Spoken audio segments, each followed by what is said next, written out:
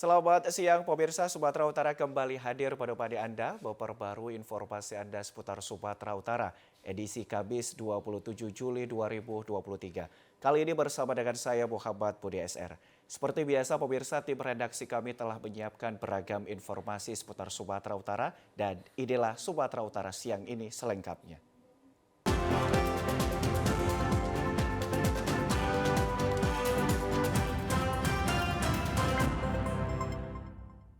Pemirsa, informasi siang ini diawali dari kapal patroli milik PSDKP Belawan kemarin menangkap 4 kapal lokal yang melanggar jalur penangkapan ikan dengan aktivitas di atas 12 mil laut.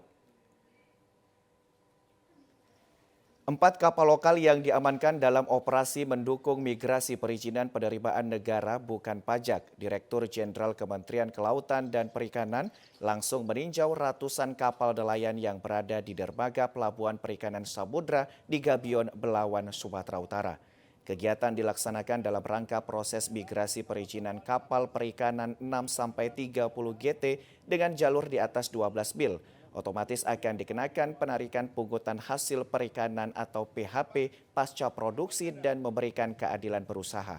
Selain mengamankan kapal yang tidak memiliki surat dokumen lengkap pada saat melaut, Kementerian Kelautan dan Perikanan juga memberikan kemudahan bagi pelaku usaha perikanan tangkap untuk bermigrasi perizinan dari izin daerah menjadi izin pusat dapat melaut di atas 12 mil. Jadi ada tadi 2 pelaku usaha memiliki 19 kapal yang izin daerah karena dia menyadari usahanya ada di atas 12 mil, maka atas kesadaran sendiri mereka mengurus izin migrasi izin daerah menjadi izin pusat. Ini tentunya saya sangat mengapresiasi kepada kejujuran dan kesadaran dari pelaku usaha tersebut untuk berpindah izin dari izin daerah ke izin pusat. Untuk mempercepat proses migrasi perizinan berusaha tersebut telah diterbitkan dalam Surat Edaran Menteri Kelautan dan Perikanan tentang migrasi perizinan berusaha subsektor penangkapan ikan dan perizinan berusaha subsektor pengangkutan ikan. Direktur Jenderal PSDKP Laksda TNI Dr. Adin Nur Awaludin mengatakan layanan ini dilakukan diiringi komitmen pelaku usaha untuk mengurus perizinannya. Dengan adanya program migrasi perizinan kapal, maka sumber daya dan usaha perikanan dapat mensejahterakan seluruh masyarakat, khususnya para nelayan. Pemirsa, sebanyak 203 pohon ganja ditemukan Satres Narkoba Polres Tanah Karo di hutan Tahura yang berada di Kecamatan Namanteran, Kabupaten Karo. 203 pohon ganja siap panen ditemukan Satres Narkoba Polres Tanah Karo dari 6 titik lokasi yang berbeda. Ladang ganja ini berada di kawasan hutan Tahura di Kecamatan Namanteran, Kabupaten Karo, perbatasan Kabupaten Langkat. Untuk mengelabui petugas ditanam oleh pelaku dengan tanaman lain di tepian sungai dan tebing. Dalam pengungkapan ini, petugas kepolisian membawa 2 tersangka, yakni AS dan KS, warga desa Kutarakyat, Kecamatan Namanteran, Kabupaten Karo. Kemudian dilakukan tanaman ganja yang diperkirakan ketinggiannya dari 30 cm sampai 170 cm. Menurut Kapolres Tanah Karo, AKBP Wahyudi Rahman, pengungkapan ladang ganja ini setelah penangkapan kedua tersangka dengan barang bukti narkotika jenis ganja di dalam karung goni pada Rabu malam. Kemudian petugas melakukan pemeriksaan dan pengembangan dari kedua pelaku bahwa barang haram tersebut berasal dan ditanam di kawasan hutan Tahura Bukit Barisan.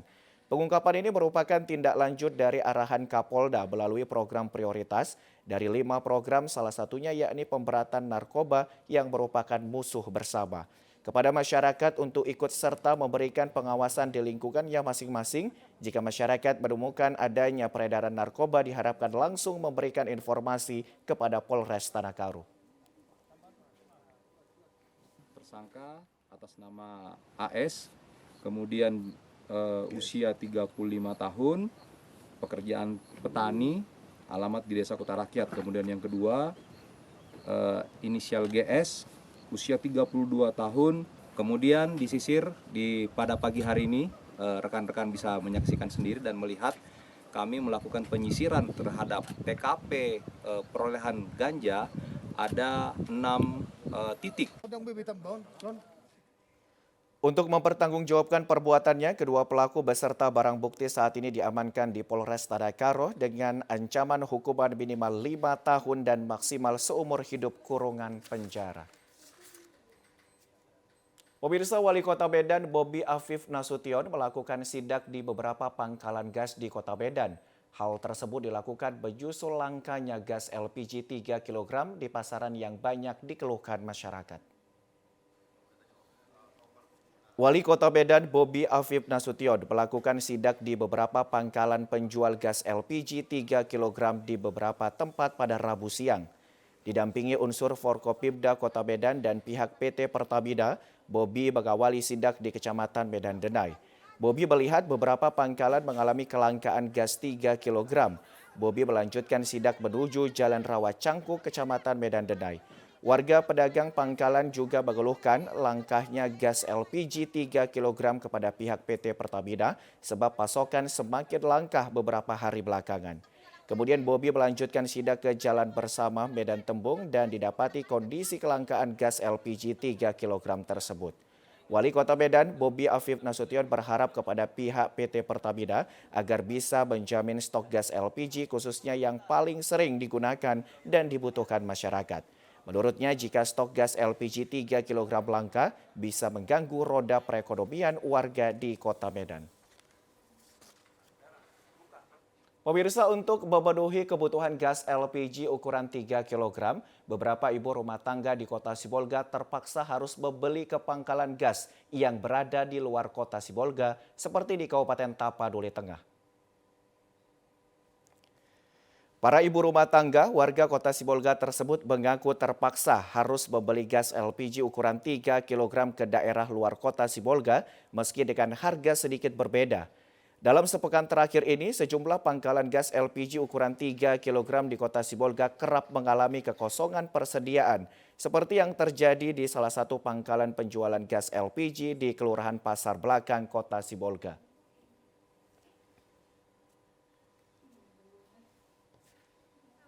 Kapan dapat tuh enggak tahu. Susah nggak Ibu merasa ke gas ini dapat? Susah lah, kami jualan dagang. Kalau enggak ada gas macam mana mau dapatnya? Masaknya. Kalau Ibu sendiri udah berapa lama Ibu rasakan Udah ketakting kami kemarin 2 hari yang lewat, 3 hari yang lewat ketakting kami cari gas. Sementara itu, salah seorang pemilik pangkalan gas LPG di Kota Sibolga mengaku kosongnya gas LPG yang terjadi dalam beberapa hari ini disebabkan terjadinya keterlambatan pendistribusian gas yang dilakukan agen penjualan gas. Selain itu, jadwal pendistribusian gas dari agen ke pangkalan kerap tidak menentu. Pemilik pangkalan gas juga menyebutkan kosongnya persediaan gas LPG di tiap pangkalan juga sering dipicu adanya warga luar pangkalan yang melakukan pembelian. Untuk mengantisipasi terjadinya pembelian yang dilakukan warga lain, pihak pangkalan gas LPG di Kota Sibolga kini memberlakukan aturan setiap warga yang hendak membeli gas LPG 3 kg wajib membawa KTP elektronik. Kalau Bapak sendiri jualnya berapa harganya Pak? Biasa 18. 18.000. Terima jatah Bapak berapa banyak per tahun? Jatahku 15. 15.000. Ada nggak syarat yang Bapak berikan kepada masyarakat untuk mau membeli gas ini Pak? Ada. Apa Pak? Oh, apa KTP langsung difoto. Ini hari ini gas Bapak gimana Pak? Belum datang. Kosong Pak ya? Pemirsa, kita beralih ke informasi lain. Eksekusi pengosongan lahan di Desa Cempedak Loba, Kecamatan Serampah yang dilaksanakan oleh Panitera Pengadilan Negeri Serampah, Kabupaten Serdang Bedagai berlangsung ricuh. Kericuan terjadi saat petugas Pengadilan Negeri Serampah melakukan eksekusi berdasarkan permohonan eksekusi yang diajukan oleh Bulyani Putri Rahayu dan Gunawan Wijaya alias Aguan. Adapun luas lahan yang disengketakan 63 rantai atau sekitar 2,5 hektar. Sebelum pembacaan surat putusan pengadilan, potensi kericuhan sudah mulai terlihat di mana sejumlah warga dibantu puluhan anggota salah satu organisasi kemasyarakatan yang datang dari Kota Medan berusaha menghalangi kendaraan yang membawa eksavator saat akan masuk ke lokasi tanah yang akan dieksekusi. Kericuan akhirnya pecah setelah petugas pengadilan selesai membacakan surat putusan pengadilan. Penasehat hukum termohon eksekusi Bambang Samosir keberatan terhadap pihak termohon eksekusi karena saat dilakukan eksekusi pengadilan menggunakan alat berat. Karena sampai saat ini ahli waris masih melakukan gugatan hukum sehingga diharapkan pihak pengadilan bisa menunda pelaksanaan eksekusi. Dalam surat putusan itu tidak ada bahasa menggunakan alat berat. Itu keberatan kita yang pertama. Tapi ternyata pihak pengadilan menggunakan alat berat. Itu keberatan kita yang pertama. Yang kedua, di dalam eksekusi itu masih ada gugatan baru yang dilakukan oleh ahli waris. Sehingga sebenarnya putusan ini belum inkrah. Ada ahli waris yang masih menggugat dalam perkara ini. Sementara menurut penasihat hukum pemohon eksekusi Rustam Effendi, proses eksekusi ini berlangsung sangat panjang, di mana gugatan pertama dilakukan pada 2016 di Pengadilan Negeri Tebing Tinggi. Pihak termohon eksekusi sudah kalah di Pengadilan Negeri, Pengadilan Tinggi, Kasasi hingga peninjauan kembali atau PK, sehingga proses eksekusi sudah berkekuatan hukum tetap atau inkrah. Gugatan pertama ini diajukan pada tahun 2016 di Pengadilan Tebing Tinggi bahwa objek sengketa atau objek eksekusi ini adalah hasil lelang dari KPKNL yang dimenangkan oleh para pemohon eksekusi. Di situ dijelaskan bahwa pada tahun 2016 pihak BRI mengadakan lelang di KPKNL dan dimenangkan oleh para pemohon eksekusi. Kasus sengketa lahan ini berawal dari lahan seluas 2,5 hektar milik termohon eksekusi, dijadikan agunan untuk mengambil pinjaman ke salah satu bank. Seiring berjalannya waktu, pihak bank melakukan lelang ke lembaga KPKNL karena termohon eksekusi tidak melakukan pembayaran pinjaman dan lelang dimenangkan oleh 2 orang pemohon eksekusi. Pemirsa, informasi lainnya akan kami hadirkan sesaat lagi. Tetaplah bersama kami di Sumatera Utara hari ini.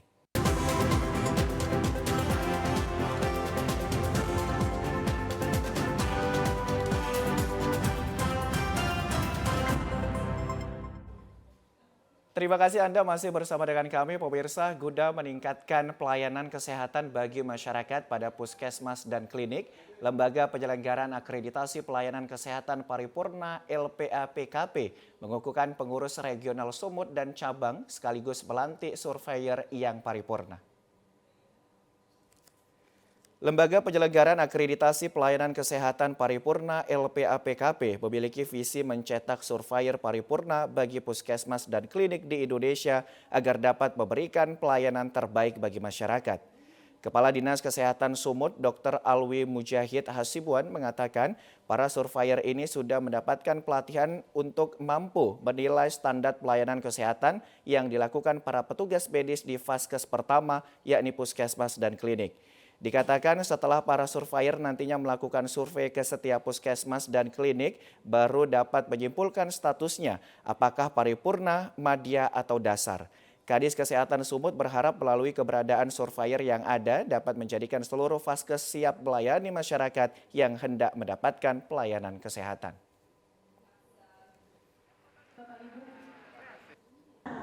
Dengan adanya akreditasi maka semuanya lebih terukur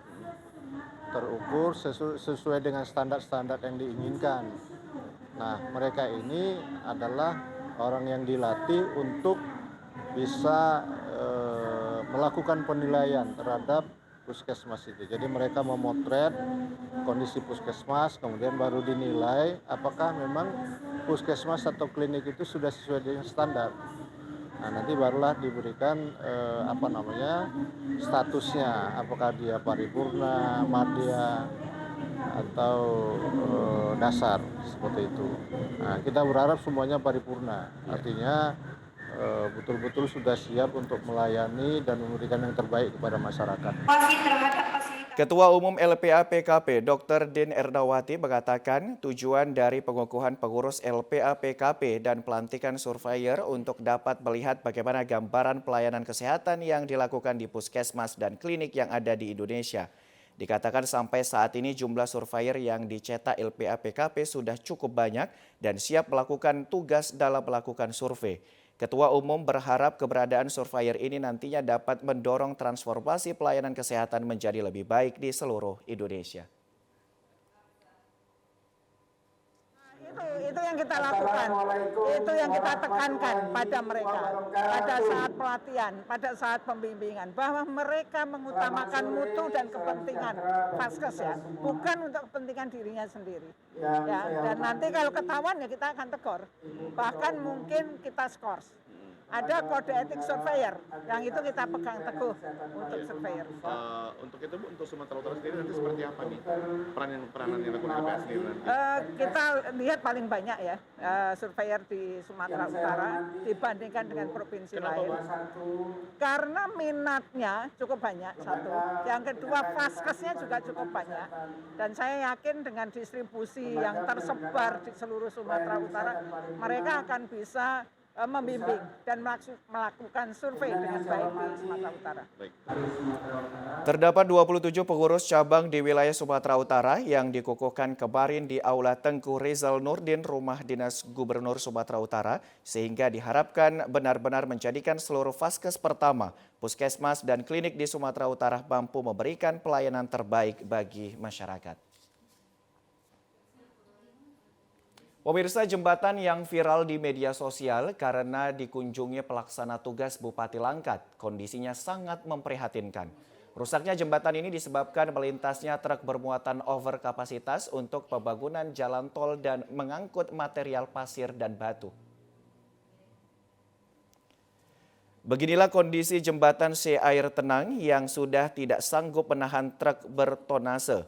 Berada di Kecamatan Batang Serangan, Kabupaten Langkat, akibat melintasnya setiap hari truk bermuatan over kapasitas untuk material pekerjaan jalan tol Kabupaten Langkat menuju Aceh. Kondisi jembatan jebol dan masyarakat terpaksa harus menutup lubang dengan lempengan besi. Tidak hanya itu, besi penahan bagian bawah jembatan juga sudah melengkung karena beban yang setiap hari melintasi melebihi kapasitas. Jembatan ini merupakan akses utama yang menghubungkan dua kecamatan, yakni Wisata Internasional Pemandian Alam Langkahan. Meski jembatan ini sempat viral di media sosial karena dikunjungi PLT Bupati Langkat Syah Afandi, namun hingga kini belum juga terlihat adanya perbaikan oleh Dinas Pekerjaan Umum Kabupaten Langkat. Selain itu, warga Batang Serangan juga menangkap PLT Bupati Langkat tidak bisa menertibkan puluhan lokasi galian C yang ada dan diduga tidak memiliki izin operasional dan telah melewati batas titik koordinat. Salah seorang warga Tino mengatakan jembatan ini sudah rusak selama 1 tahun sejak mulainya pembangunan jalan tol dan sudah banyak korban akibat rusaknya jembatan, khususnya anak sekolah dan ibu rumah tangga. Ini sudah berjalan hampir setahun. Setahun ya Bang ya? Hampir 8 sampai 12 bulan lah. Kami berharap masyarakat ini besi, khususnya lingkungan PT Budi Besi, berharap ini diperbaikilah atas nama warga sekitar agar tidak terjadi korban lagi lah, karena udah mulai banyak korban. Pemirsa, pemerintah Kota Gunung Sitoli diminta lakukan perbaikan segera karena jalan nasional di pusat Kota Gunung Sitoli dan Kepulauan Nias mengalami rusak parah. Khusus di wilayah Kota Gunung Sitoli, ruas jalan nasional yang mulai mengalami kerusakan berada pada Jalan Yos Sudarso dan Jalan Diponegoro. Titik terparah dan sulit bagi setiap pengendara yang melintasinya berada pada Komplek Eks Terminal Lama Persimpangan Polres Nias. Kondisi ini lama dikeluhkan warga karena menghambat aktivitas lalu lintas termasuk aktivitas ekonomi baik di dalam kota maupun lintas kabupaten kota yang ada. Tidak hanya itu, ruas jalan nasional yang mengalami kerusakan yang sangat parah berada di arah Kabupaten Nias penghubung Nias Selatan. Kondisi jalan yang berlobang dan bergelombang. Ruas jalan ini merupakan urat nadi perekonomian masyarakat Kepulauan Nias sehingga kerusakan yang telah terjadi kini tidak semestinya dibiarkan hingga menimbulkan dampak yang lebih besar. Pemerintah pusat diminta segera menangani secara tuntas agar keberadaannya mampu memperlancar aktivitas lalu lintas dan ekonomi warga daerah tersebut. Dengan begini juga tujuan saya sebagai pelajar supaya pemerintah pusat memperhatikan lebih untuk jalan nasional kami yang ada di Nias ini untuk diperbaiki supaya nanti aktivitas-aktivitas yang ada di Pulau Nias ini bisa berjalan dengan baik. Apalagi sebentar lagi akan menjelang Hari Kemerdekaan Republik Indonesia. Tentu kami sebagai pelajar akan mengadakan beberapa seperti ekstrakurikuler yang akan menunjang pada pada Hari Kemerdekaan nanti. Perbaikan jalan nasional yang telah rusak juga berdampak pada kegiatan para pelajar di berbagai sekolah karena sebentar lagi peringatan Hari Kemerdekaan Republik Indonesia tahun 2023 yang sangat membutuhkan akses jalan yang baik dalam kota tersebut termasuk ruas jalan nasional. Pemirsa, harga sejumlah barang kebutuhan pokok masyarakat seperti bawang putih kini mengalami kenaikan di beberapa pasar tradisional di Pulau Nias. Kenaikan harga khususnya bawang putih sejak 2 minggu lalu mengalami kenaikan dari harga Rp32.000 per kilogram naik menjadi Rp38 hingga Rp40.000 per kilogram. Kebutuhan lain yang mengalami kenaikan adalah bawang merah, cabai merah, dan sayur mayur namun masih terjangkau para pembeli. Terjadinya kenaikan harga sejumlah barang kebutuhan pokok membuat interaksi pembeli dengan para pedagang harus saling tawar-menawar karena adanya biaya tambahan seperti jasa transportasi dan pendistribusian.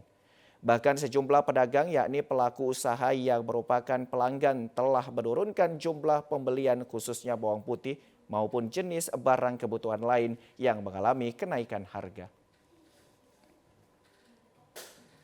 Sebelum ini bawang putih 32 ke 38. Berarti naik 32 ke 38 menjadi 40 bang. Sekarang sudah 40 bang putih. Dengan kondisi sudah naik khusus bawang putih ini, apa kondisi pasar sepi atau memang tetap saja mereka mempertahankan beli gitu ya? Sepi lah.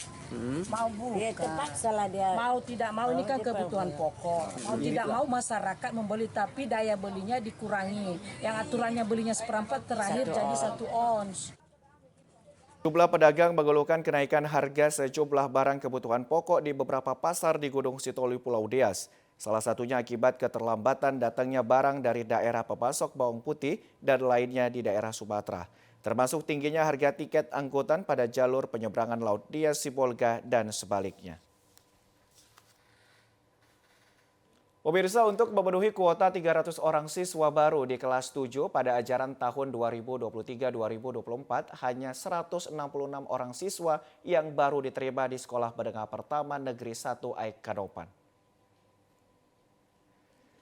Meskipun proses belajar mengajar tahun ajaran baru sudah berlangsung hampir 3 pekan, namun SMP Negeri 1 Aik Kanopan di Kecamatan Kuala Hulu, Kabupaten Labuhan Batu Utara kembali membuka pendaftaran penerimaan siswa baru tambahan mulai tanggal 17 sampai 31 Juli 2023 mendatang. Saat penerimaan siswa tahun ajaran baru pada 5 hingga 30 Juni 2023 lalu menerima 166 siswa. Sedangkan SMP Negeri 1 tersebut memiliki kuota mencapai 300 orang siswa baru. Kepala Sekolah SMP Negeri 1 Aik Kanopan Taufik Hidayat mengatakan sudah 2 tahun terjadi kekurangan siswa. Hal tersebut disebabkan berkurangnya siswa masuk ke SMP negeri. Di antaranya adalah jadwal penerimaan siswa ajaran baru terlalu singkat dan faktor lainnya, yakni banyak orang tua siswa memasukkan anak-anaknya ke sekolah swasta seperti sekolah pesantren, hafiz Quran, dan sekolah kejuruan pertama lainnya. Selama ini kan SMP Negeri 1 ini kan salah satu SMP favorit di Batu Utara. Jadi selama ini apa penyebab daripada berkurangnya siswa baru masuk kemari, Pak? Mungkin selama 2 tahun terakhir ini memang terjadi peminatan masyarakat untuk masuk ke SMP negeri ini sedikit berkurang. Karena 2 tahun belakangan ini siswa yang diterima tidak sampai pada harapan kuota yang sudah disiapkan. Pihak sekolah berharap agar para orang tua dapat mendaftarkan anaknya masuk ke SMP Negeri 1 Aik Kanopan. Pemirsa, informasi tadi menutup perjumpaan kita pada program Sumatera Utara hari ini. Saya Muhammad Budi SR beserta kerabat kerja yang lainnya mengucapkan terima kasih dan sampai jumpa.